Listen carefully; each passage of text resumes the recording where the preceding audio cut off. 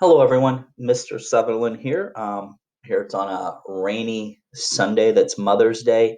I hope everybody has had a very nice weekend. Today, what we're going to do is continue our discussion of probability. If you remember from last week, we talked about some key ideas in probability. We talked about theoretical versus experimental probability. We talked about odds, and we talked about geometric probability. Today, what we're going to look at are three more ideas. We're going to talk about compound events, which really is dealing with finding that situation with or, how you handle it based on the situation.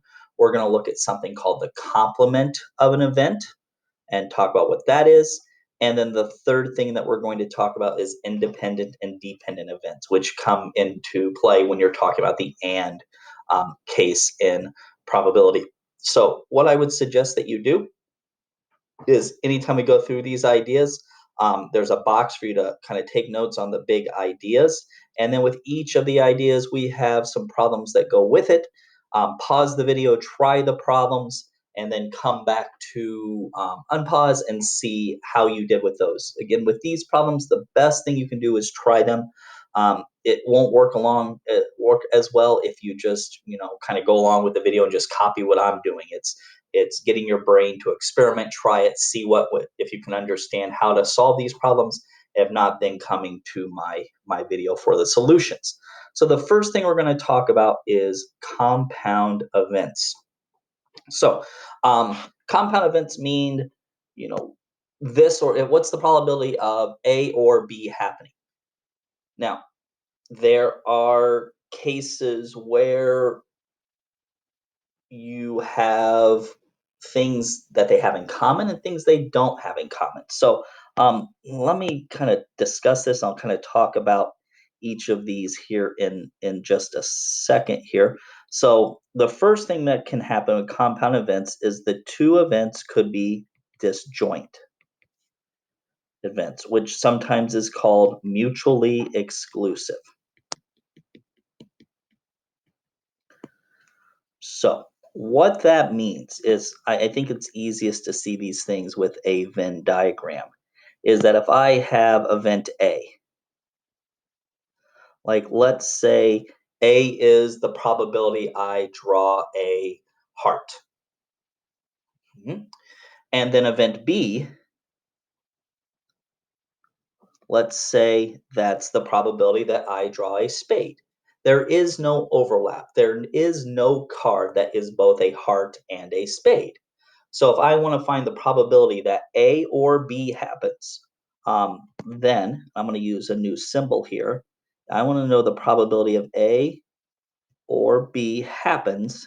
Then, just like we've said before, when we see the word or in probability, we are adding.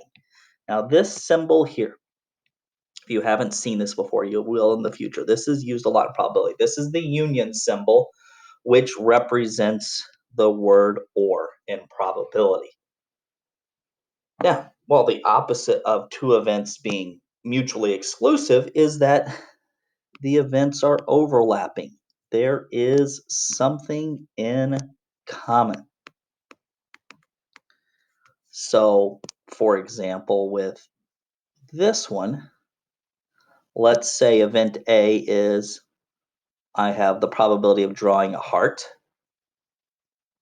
and event B is I want the probability of drawing a 7. Well, there is an event where they share, right? The 7 of hearts, if this is, the hearts and this is the sevens, there is the 7 of hearts, which is here in the middle, which is counted in both sets. And so we have to account for that when we find the probability that one or the other could happen. So in this case, when I have the probability of A or B, it's the probability of A plus the probability of B happening minus the probability of A and B. So this symbol right here, this is the intersection symbol. And that is our and symbol. So we're trying to take away the probability that A and B happen. We got to take out that overlap. That 7 of hearts is counted twice. So in order to account for that, we take out one of them. So then really it's counted once. So that is the idea of compound events, either mutually exclusive or overlapping. Once you determine whether they have something in common or they don't, it gives you which formula you can use. And some of these you can think out without the formula, and that's fine. The brain works in different ways as you guys are approaching these problems. So with this one, I have 4 problems for you to try. So go ahead and pause the video, try those 4 problems, and then let's come back and see how you did. All right, number 1. What's the probability of drawing a 7 or a face card from a 52 card deck? So you draw a card. What's the probability it's a 7 or a face card? This is something that is mutually exclusive. A 7 is also not a face card. So if I want to know the probability that this happens, well, the probability of drawing a 7, there are 4 7s out of the 52 cards, or face cards. If we go back to our picture up here, remember these are the face cards and there are 12 of those. So that would mean, or this happens. So 4 out of 52 plus 12 out of 52 gives you 16 out of 52, which is 4/13. And again, unless I otherwise state, go ahead and leave your answer as a simplified fraction. Number 2, what's the probability of drawing a 7 or a diamond from a standard 52 card deck? So this one has an overlap, right? There is a 7 of diamonds. So I have the probability of drawing a 7, which is 4 out of 52, plus the probability of drawing a diamond is 13 out of 52. But now that 7 of diamonds is counted here in this one, and the 7 of diamonds is counted here, so we just take away 1, the 7 of 1. That's what they have in common. I can't take away 2 now, otherwise they'd both be gone. And if I do that, I get 16 out of 52, which also comes out to be 4/13. Number 3. Of 162 students honored at an academic awards banquet, 48 won awards for math and 78 won awards for English. 14 of these students won awards for both math and English. One of the 162 students is chosen at random to be interviewed for a newspaper article. What's the probability that the student interviewed won an award for math or English? So we're trying to find the probability that math or English, and there is an intersection. There are people that won both. So for this one, I'm going to show it by using the formula. So the probability of math or English, I'm going to go ahead and use the symbol too. So math or English is the probability they won the award in math, plus the probability won the award in English, minus, we're going to get rid of the intersection, those students that are counted multiple times. Now, we know that 48 out of the 62 won an award for math. We know that 78 out of 162 won an award for English, and then 14 is our overlap. So if I do that, I get 112 out of 162, which is 56 out of 81. Number 4, out of 200 students in the senior class, 113 students are either varsity athletes or on the honor roll. There are 74 seniors who are varsity athletes, 51 seniors are on the honor roll. What's the probability that a randomly selected student is both a varsity athlete and on the honor roll? So we are trying to find the intersection this time. So we have the probability that they are varsity athlete or honor roll is the probability they're a varsity athlete plus the probability they're on the honor roll minus the probability they're a varsity athlete and on the honor roll. So this is what I am solving for this time. I know the or, right? I know 113 are either varsity or on the honor roll. So I have 113 out of 200. Then we have 74 who are varsity athletes. We have 51 who are on the honor roll. And now what I'm going to do is just solve that algebraic equation. And I get the probability that they're varsity and on the honor roll is 3 out of 50. And if we project that out to the 200 students, there were 12 students that were varsity athletes and on the honor roll. So that's compound events. You look to see, is it mutually exclusive? Is it a disjoint set, or is it overlapping? And then from there, you figure out how to attack each problem. All right, the next idea I want to talk about is the complement of an event. The complement of an event, and the symbol used for this is like I have the probability of A, and then you put a line above it. So if I have a Venn diagram, and let's say that I have an event A, and let's say 36% of the data is in A. Well, the complement of A is just everything else on the outside. So it's all of this stuff. And in that case, that is 70%, right? Oh, wait, sorry. I thought I wrote a 30. This is 74% because 64. There we go. Because they have to add up to 100%. So if I want to find the probability that the complement happens, all I have to do is 1 minus that the actual event occurs. And this is something that's very useful. I've actually done it a little bit when we did counting, when we found the groups where it said like, find the probability or find the number of groups where at least one of them is a senior. And maybe it could be 1, 2, 3, or 4 seniors.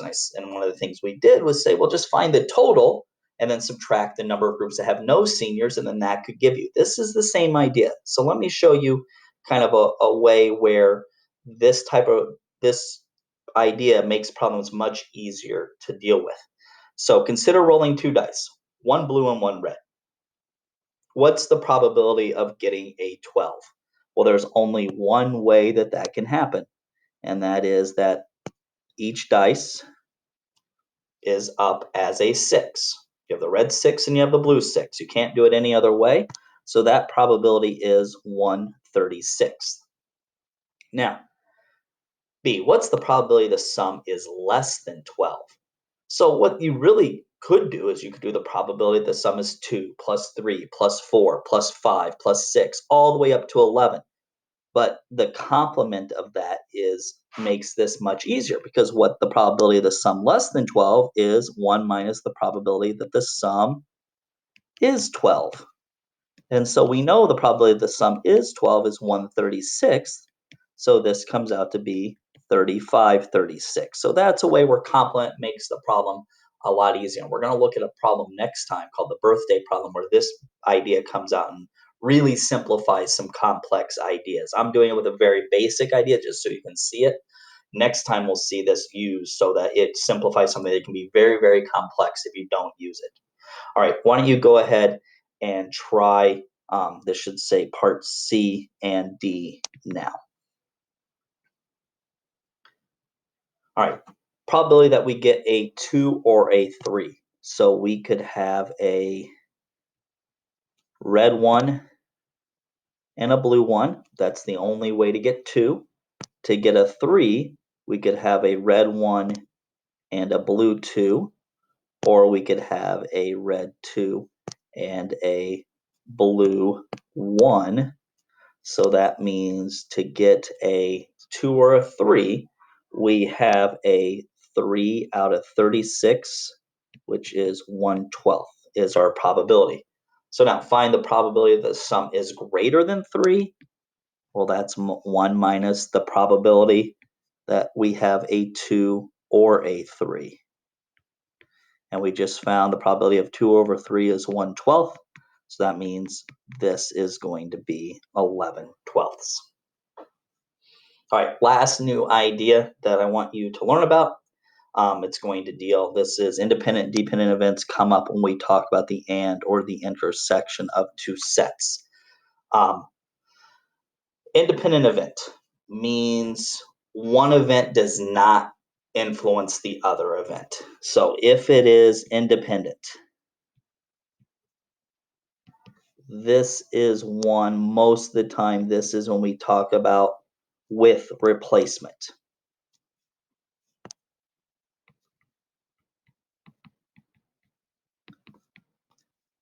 Right? The second event, it really doesn't matter what happened the first time. We've put the card back in. We're just flipping a coin. It doesn't matter what happens the first time.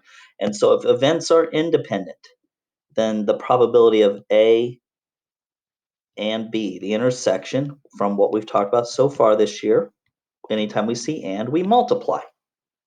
Now, dependent events. Let me clean this up and I'm going to move it over. Just a few words that we're going to see when we're going to use dependent events. So, you're going to use dependent events if there's no replacement.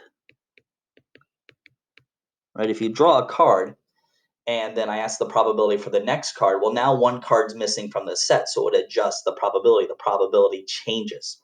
The other time you're going to use dependent events when you see the words given that something happened. So that's saying, what's the probability that this, given that, dot, dot, dot. It means an event's already happened that has affected your subspace. So in these cases, this notation looks kind of weird.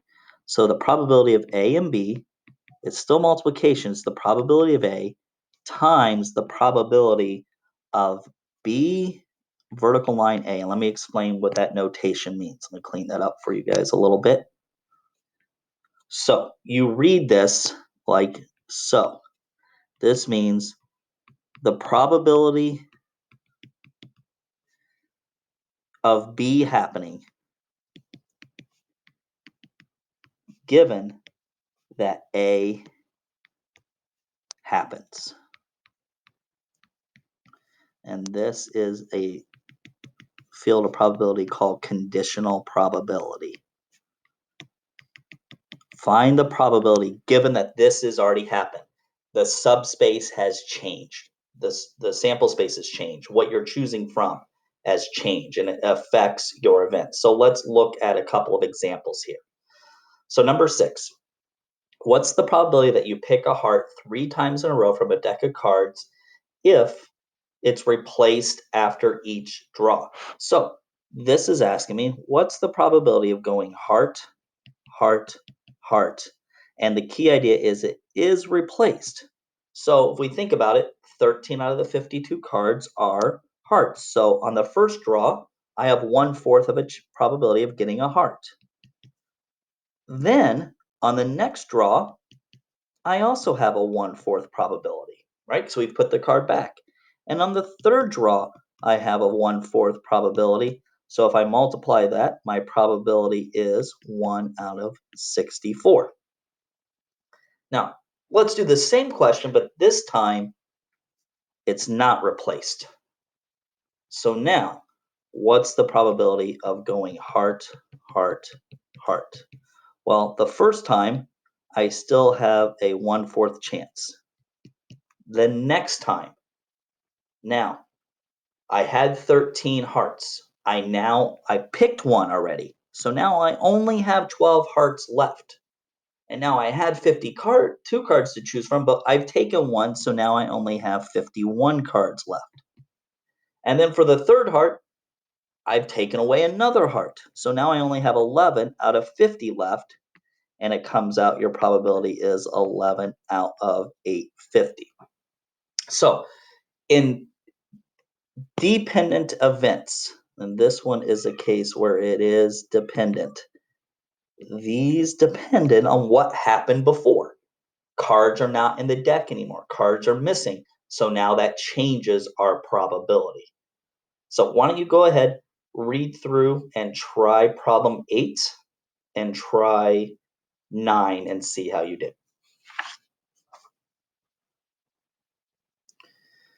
All right.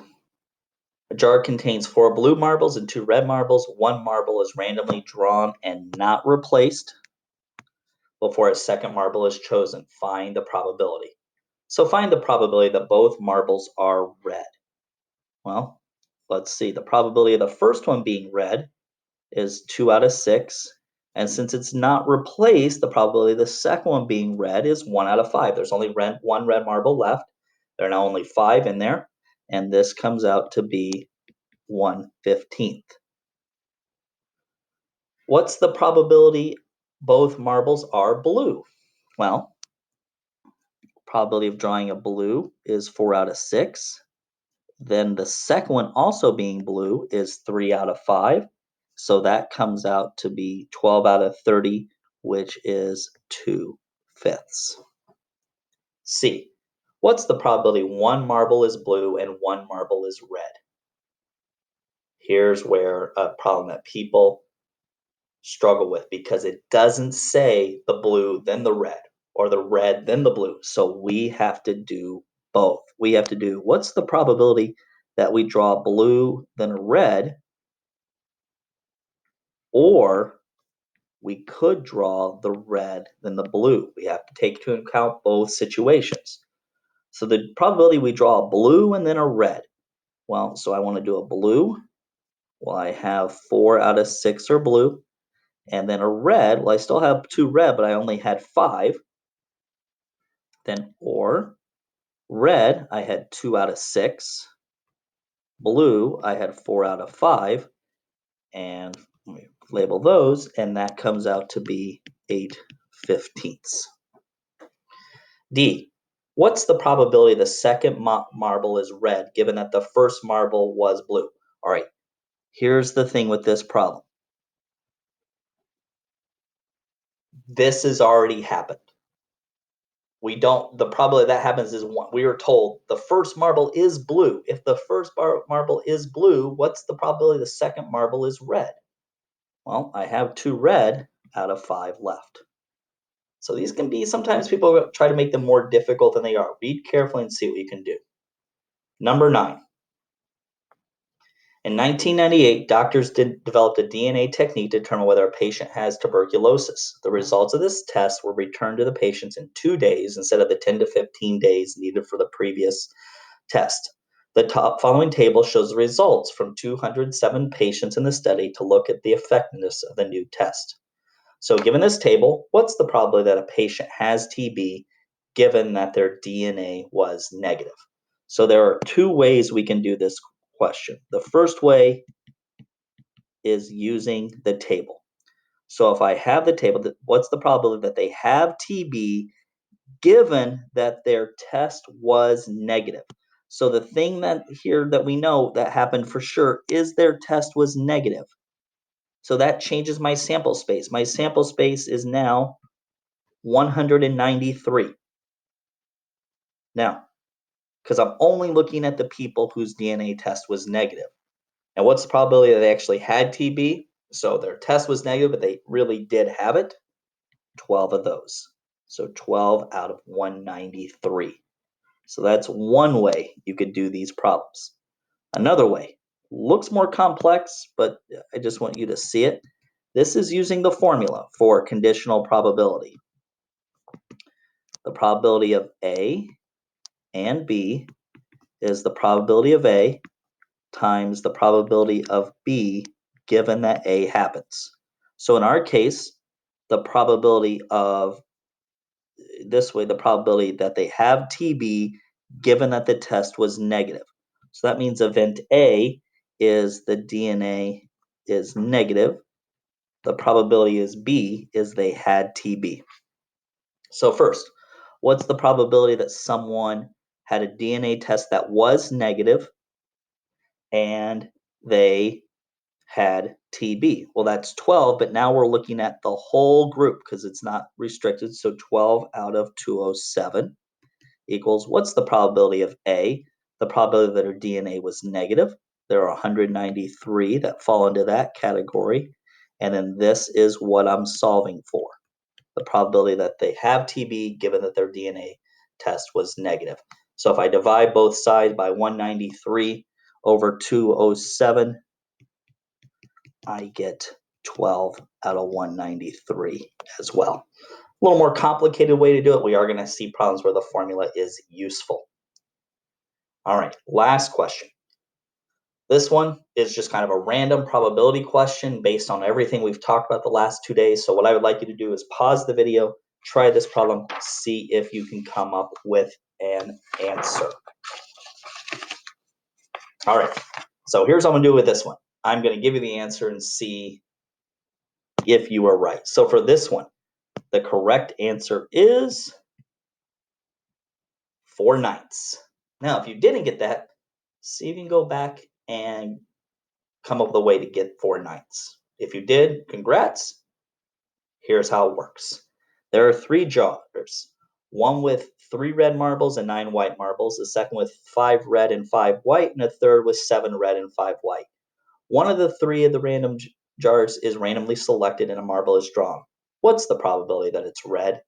So there are 3 cases that our red marble could come from, right? Our red marble could come from jar 1, it could come from jar 2, or it could come from jar 3. Well, so here's what I do. What's the probability I pick my marble from jar 1, and once I pick from jar 1, what's the probability it's red? Or my marble could have come from jar 2, and what's the probability it's red from that one? Or my marble could have come from jar 3, and the probability it's red. So first of all, the probability I get my marble from jar 1, it's 1 out of 3. And then the probability it's red in jar 1, there are 3 red and 12 white, or 3 red and 9 white, so 3 out of 12 are red. Probability I pick my marble from jar 2 is 1/3. In that jar, there are 5 red and 5 white, so I have a 5 out of 10 probability of grabbing a red. Or I have the probability of jar 3 is 1/3, and in that one, I have 7 out of 12 are red. You combine all those together and you come up with 4/9. So it's a little bit of dependent probability there. Dependent events, like depends on what jar you pick, the probability of getting a red, and then you combine all those together. So probability questions can be tough. Make sure you read each question carefully, and really think through a strategy as you try each problem. And once again, I'll have you put the answers to the homework into Google Drive, Google Classroom, so you get that immediate feedback. And then from there, I'll show the solutions next class. And anytime you have a question, please don't hesitate to email me, and I'd happy to go over these with you. So I'll talk to you guys again soon. Take care. Bye.